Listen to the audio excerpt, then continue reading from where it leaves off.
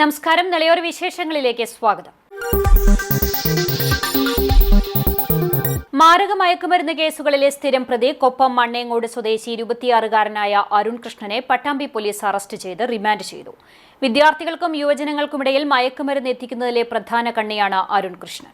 വിദ്യാർത്ഥികളിലും യുവാക്കളിലും കഞ്ചാവ്, MDMA, മെത്താഫിനിൻ തുടങ്ങി ലഹരി പദാർത്ഥങ്ങൾ എത്തിക്കുന്നതിലെ പ്രധാന കണ്ണിയെയാണ് പട്ടാമ്പി പോലീസ് അറസ്റ്റ് ചെയ്തിരിക്കുന്നത്. മാരക മയക്കുമരുന്ന് കേസുകളിൽ സ്ഥിരം പ്രതി കൂടിയായ കൊപ്പം മണ്ണേങ്കോട് മുണ്ടക്കാട്ടിൽ അരുൺ കൃഷ്ണനെയാണ് അറസ്റ്റ് ചെയ്തത്. ഇയാൾ 26 വയസ്സാണ്. ഇയാളെ തിരുവനന്തപുരം സെൻട്രൽ ജയിലിൽ റിമാൻഡ് ചെയ്യുകയുമുണ്ടായി. പട്ടാമ്പി പോലീസിന്റെ റിപ്പോർട്ടിന്റെ അടിസ്ഥാനത്തിലാണ് നടപടി. പട്ടാമ്പി കൊപ്പം പ്രദേശങ്ങളിലാണ് ഇയാൾ മാരക മയക്കുമരുന്നുകൾ വിദ്യാർത്ഥികളിലേക്കും യുവജനങ്ങളിലേക്കും എത്തിക്കുന്നത്. പട്ടാമ്പി പോലീസ് മെയ് മാസത്തിൽ 3.5 ഗ്രാം MDMA പിടിച്ച കേസിലെ പ്രധാന പ്രതി കൂടിയാണ് ഇയാൾ.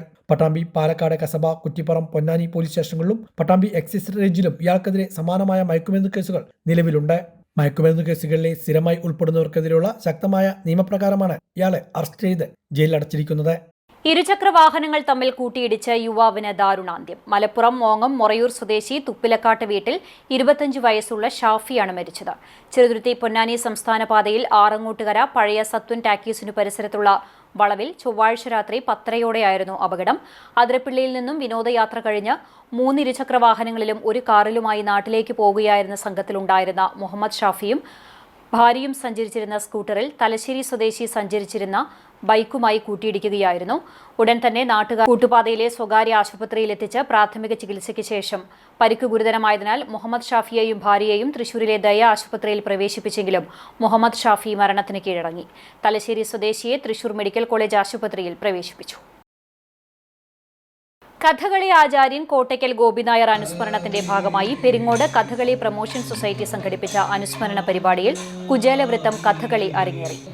കോട്ടയ്ക്കൽ PSP നാട്യസംഘമാണ് കഥകളി അവതരിപ്പിച്ചത്. കുചേലനായി മുരളീധരനും കൃഷ്ണനായി A. ഉണ്ണികൃഷ്ണനും രംഗത്തെത്തി.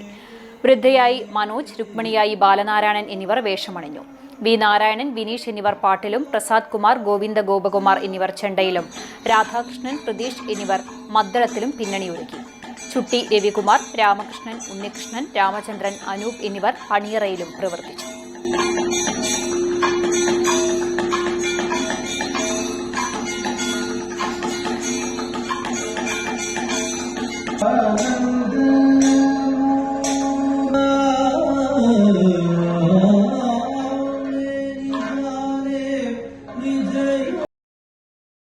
നവരാത്രി ആഘോഷങ്ങളിൽ ബൊമ്മക്കൊലു ഒരുക്കൽ പ്രധാന ചടങ്ങാണ്. ബ്രാഹ്മണ വീടുകളിലാണ് കൂടുതലായും ബൊമ്മക്കൊലു ഒരുക്കാറുള്ളതെങ്കിലും ഇപ്പോൾ ക്ഷേത്രങ്ങളിലും മറ്റു വീടുകളിലും ബൊമ്മക്കൊലു ഒരുക്കാറുണ്ട്. ഗുരുവായൂരിലെ ബൊമ്മക്കൊലു കാഴ്ചകൾ കാണാം.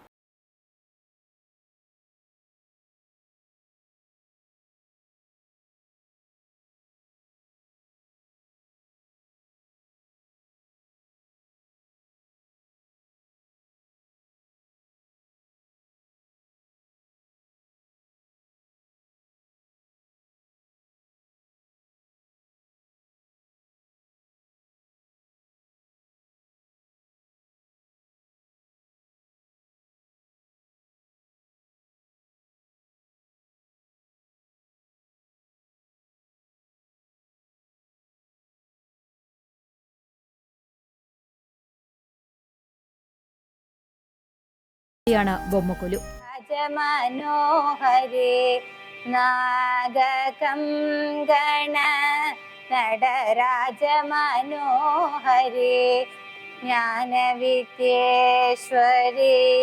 രാജരാജേശ്വരി ജ്ഞാനവിദ്യേശ്വരി രാജരാജേശ്വരി ശ്രീചക്രരാജ സിംഹാസനേ. സർവം ബ്രഹ്മമയം എന്ന ആശയത്തിന്റെ പൂർത്തീകരണം കൂടിയാണ് വിശ്വാസികളെ സംബന്ധിച്ച് ഓരോ ബൊമ്മക്കൊലുവും.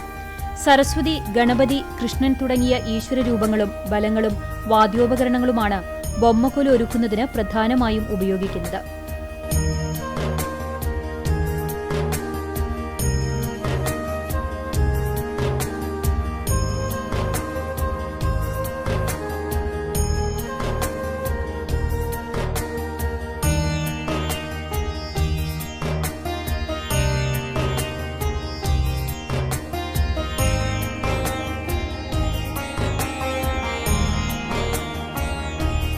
മഹിഷാസുര നിഗ്രഹത്തിനായി ദേവിയെ സഹായിച്ച ദേവീദേവന്മാരെ ആരാധിക്കുന്നതാണ് ബൊമ്മക്കൊലു ഒരുക്കുന്നതിലെ ഐതിഹ്യം.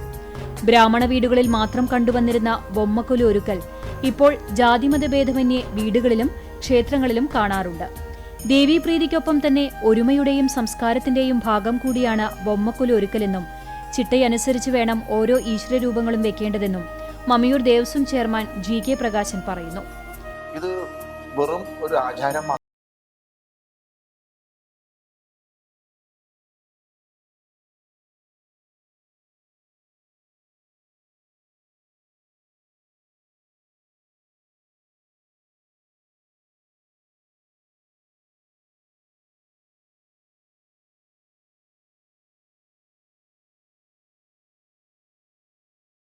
അഷ്ടമി, മഹാനവമി, വിജയദശമി ദിനങ്ങളിലാണ് ക്ഷേത്രങ്ങളിൽ വിവിധ പരിപാടികൾ നടക്കുക.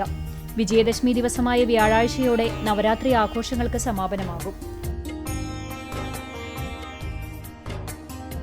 2 മക്കളുടെ ദുരിത ജീവിതത്തിനു മുമ്പിൽ നിസ്സഹായയായി പകച്ചു നിൽക്കുകയാണ് 80-കാരി.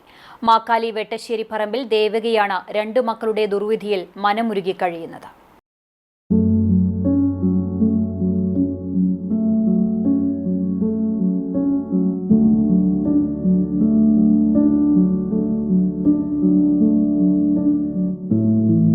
ജന്മന ഇരുകാലികൾക്കും ശേഷിയില്ലാത്ത 51-കാരനായ മകൻ മനോജ് കുമാർ, പൂർണ്ണമായും തളർന്ന 25-കാരിയായ മകൾ നന്ദന. ഇതാണ് ദേവകിയുടെ ലോകം. കാലിനു ശേഷിയില്ലെങ്കിലും ലോട്ടറി വിൽപ്പന നടത്തി ജീവിതം മുന്നോട്ട് കൊണ്ടുപോകാൻ സഹായിച്ചിരുന്ന മകന് പക്ഷാഘാതം കൂടി പിടിപെട്ടതോടെ ഇപ്പോൾ പൂർണ്ണമായും കിടപ്പിലായി. അന്ന് ആയുർവേദ മരുന്നൊക്കെ മര്യാദയ്ക്ക് ഞാൻ കഴിച്ചിട്ടുണ്ട്. ഇപ്പൊ ആയുർവേദമൊന്നുമില്ല. ഇപ്പൊ ഇംഗ്ലീഷ് മരുന്ന് മാത്രമേ ഉള്ളൂ. എനിക്ക് തോന്നുന്നു ചിലപ്പോ അതാ തോന്നുന്നുണ്ട്. അപ്പൊ അങ്ങനെയുണ്ട്. സോഡിയത്തിന് ചെറിയ പ്രശ്നമുണ്ട്. ഇന്നൊരു 2 കൊല്ലം ലോട്ടറി വിറ്റ് ഈ ലോട്ടറി വിറ്റിട്ട് യൂണിറ്റിയിലൊരു ഡോക്ടറെ കണ്ടു. ആ ഡോക്ടറെ എനിക്ക് അപസ്മാരക എന്ന് പറഞ്ഞിട്ട് 1.5 കൊല്ലം ഗുളിക കഴിച്ചു തന്നു. ലാഭം തന്നെ വന്നിരുന്നത്. 1.5 കൊല്ലം ഞാൻ അപസ്മാരത്തിന്റെ ഗുളിക കഴിച്ച്. എന്നിട്ട് എല്ലാ ഡോക്ടർമാരും ചീത്ത പറഞ്ഞ്, എന്തിനാ കഴിക്കുന്നത്, നിങ്ങൾക്ക് അപസ്മാരകം ഉണ്ടാവുക വെച്ചിട്ട് ഫസ്റ്റും കഴിച്ചിരുന്നു ഗുളിക. ഏറ്റവും ഇരുന്ന് ഗുളിക ഞാൻ ഫസ്റ്റും കഴിച്ചിരുന്നു.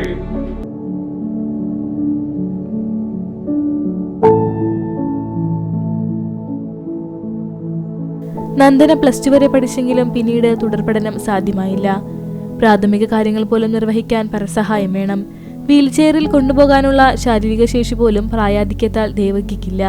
2 മക്കളുടെ എല്ലാ കാര്യങ്ങളും നോക്കേണ്ട സ്ഥിതിയായതിനാൽ എന്തു ചെയ്യുമെന്ന ആശങ്കയിലാണിവർ. ചെറുപ്പത്തിലെ തന്നെ ജനനത്തിലുള്ളതാണ്. എന്നാലും അവൻ എല്ലാ പണിയെടുക്കാറുണ്ട്. ഓട്ടോറിക്ഷ ഓടിക്കാറുണ്ട്, പെൻഷൻ അടിയാക്കിയായിരുന്നു, ലോട്ടറി വിൽക്കായിരുന്നു. എല്ലാ പണിയെടുത്തോണ്ടിരുന്ന ആളാണ്. പെട്ടെന്ന് പ്രഷർ വന്ന് വീഴ്ചയിലായി. അവനങ്ങനെയായി. ഇന്നിപ്പോ എനിക്ക് 70-78 വയസ്സും കഴിഞ്ഞു. ഞാനാണ് 2നെ നോക്കിക്കൊണ്ടിരിക്കുന്നത്. എന്നെ നല്ലൊരു സ്ഥലത്ത് കൊണ്ടാക്കിത്തായോ, ഒഴിച്ചിട്ടുള്ളടത്ത് കൊണ്ടാക്കിത്തായോ നമ്മോട് പറയുന്നത്. ഞാൻ എന്ത് ചെയ്യും നിങ്ങൾ പറയാനോട്. ഞാനൊരു വയസ്സായ ആള്. കോട്ടപ്പാട് പ്രസാദ് വീഴ്ചയിലായത് നല്ല സഹായം പ്രസാദ് ഞങ്ങൾക്ക് ചെയ്തിട്ടുണ്ട്. വീട് കിടന്നപ്പോ എന്നെ കൂട്ടിയിട്ട് പോയിട്ട് പണം മേടിച്ചുകൊണ്ട് ഞങ്ങൾക്ക് തന്നിട്ടുണ്ട് പ്രസാദ്. അതൊക്കെ ഞാൻ മറന്നിട്ടില്ല. പിന്നെ കുട്ടീനെ ഒന്ന് രക്ഷപ്പെടുത്തി തന്നാ മതി 2നെ.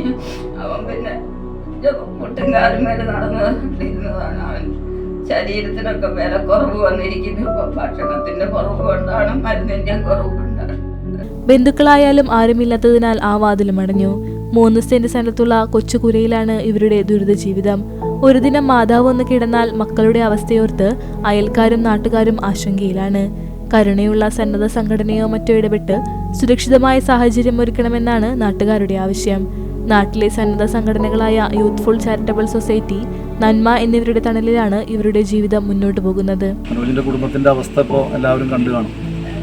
വളരെ ബുദ്ധിമുട്ടുള്ള അവസ്ഥയിലാണ് മനോജിൻ്റെ കുടുംബം പോയിക്കൊണ്ടിരിക്കുന്നത്. 80 വയസ്സ് കഴിഞ്ഞ അമ്മയും 10-50 വയസ്സായിട്ടുള്ള മനോജും 10-24 വയസ്സായിട്ടുള്ള മകളും. ഈ മനോജിനും മകൾക്കും എഴുന്നേറ്റ് നടക്കാൻ കഴിയില്ല. പരസഹായമില്ലാതെ ഒരു കാര്യം ചെയ്യാൻ പറ്റും.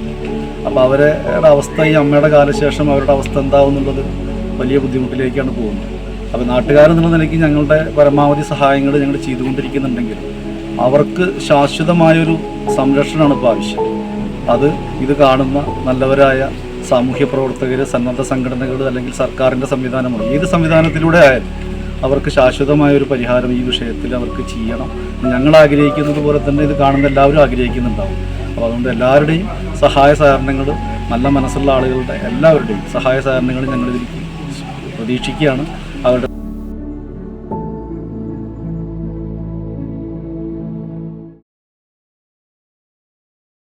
സുബ്രതോ കപ്പ് ജേതാവായ കേരള ടീമിന്റെ ക്യാപ്റ്റനും പരുതൂർ കൊടുമുണ്ട സ്വദേശിയുമായ ജാസിമിനെ ജന്മനാട് ഉജ്ജ്വല സ്വീകരണം നൽകി. മത്സര വിജയത്തിന് ശേഷം നാട്ടിൽ തിരിച്ചെത്തിയ ജാസ്മിനെ പള്ളിപ്പുറം റെയിൽവേ സ്റ്റേഷനിൽ എത്തി സ്വീകരിച്ച ശേഷം തുറന്ന വാഹനത്തിൽ നമ്പീശൻ പടിയിലേക്ക് സ്വീകരിച്ചു. തുടർന്ന് കൊടിക്കുന്ന് സെന്ററിലേക്ക് വാദ്യോപകരണങ്ങളുടെ അകമ്പടിയോടെ ഘോഷയാത്രയും നടത്തി. പരുതൂർ ഗ്രാമപഞ്ചായത്ത് പ്രസിഡന്റ് APM സക്കറിയ നേതൃത്വം നൽകി. ഗ്രാമപഞ്ചായത്ത് വൈസ് പ്രസിഡന്റ് നിഷിത ദാസ്, ജില്ലാ പഞ്ചായത്ത് അംഗം കമ്മുകുട്ടി എടത്തോൾ, വികസന standing committee chairman MP Hasan, ward മെമ്പർമാരായ AKM അലി, രജനി ചന്ദ്രൻ, സൗമ്യ തുടങ്ങിയവർ പങ്കെടുത്തു.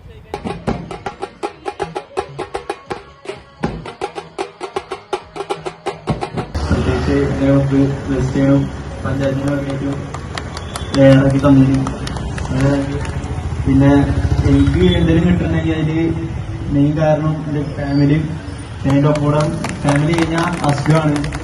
അസുഖമില്ലെങ്കിൽ ഞാൻ എന്നോടല്ല,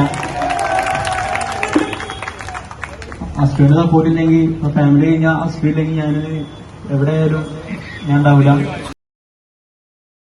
പട്ടാമ്പിയിൽ KSSPUവിന്റെ നേതൃത്വത്തിൽ വയോജന ദിനാചരണം സംഘടിപ്പിച്ചു. സംസ്ഥാന സെക്രട്ടറി NP കോമളം ദിനാചരണം ഉദ്ഘാടനം ചെയ്തു.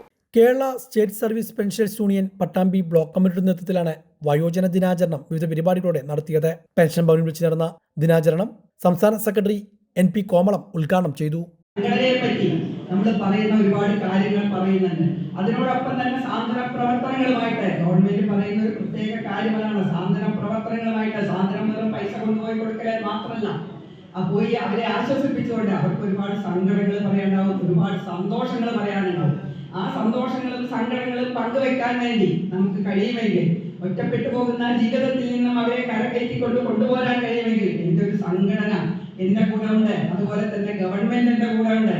ഇപ്പൊ ഉണ്ണീകൃഷ്ണൻ മാഷുള്ള വിശദമായിട്ട് എന്തൊക്കെയാണ് നിയമസഭ പാസ്സാക്കിയിട്ടുള്ള ആക്ടുകൾ എന്തൊക്കെയാണ്, അതിനുള്ള നിയമങ്ങൾ എന്തൊക്കെയാണ്, ഇപ്പൊ നേരത്തെ അവിടെ അധ്യക്ഷൻ സൂചിപ്പിക്കാനായി അത്തരത്തിലുള്ള നിയമങ്ങൾ. കാരണം മക്കൾക്ക് സ്വത്ത് എഴുതി കൊടുത്തു കഴിഞ്ഞിട്ടുണ്ടെങ്കിൽ പിന്നീട് അത് മക്കളുടെ അധീനതയിൽ ആയി കഴിഞ്ഞുകൊണ്ട് അവരുടെ അടിമകളായി ജീവിക്കേണ്ട ഒരുപാട് രക്ഷിതാക്കൾ നമ്മുടെ നാട്ടിലുണ്ട്.